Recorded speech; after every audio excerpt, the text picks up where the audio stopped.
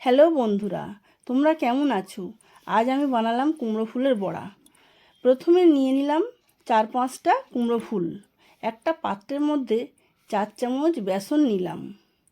তার মধ্যে পরিমাণ মতন লবণ দিলাম, সামান্য হলুদ গুঁড়ো দিয়ে দিলাম, সামান্য জিরে গুঁড়ো দিয়ে দিলাম, আর একটা ছোট চামচের হাফ চামচের মতন কালো জিরে দিয়ে দিলাম। 1 চামচ চালের গুঁড়ো দিয়ে এটা হালকা হাতে মিক্সড করে নিতে হবে। সামান্য জল দিয়ে এটাকে ভালোভাবে মিক্স করে নিতে হবে। ব্যাটারটা মিক্সড হয়ে গেলে এর মধ্যে সামান্য খাবার সোডা দিয়ে দিতে হবে। হাত দিয়ে এই ব্যাটারটাকে ভালো করে মিক্স করে নিতে হবে। কুমড়ো ফুলটা ব্যাটারের মধ্যে ভালো করে চুবিয়ে নিতে হবে। চুবিয়ে কড়াইয়ে তেল গরমের মধ্যে বড়াগুলোকে ভেজে নিতে হবে। পর কুমড়ো ফুলের বড়া তৈরি।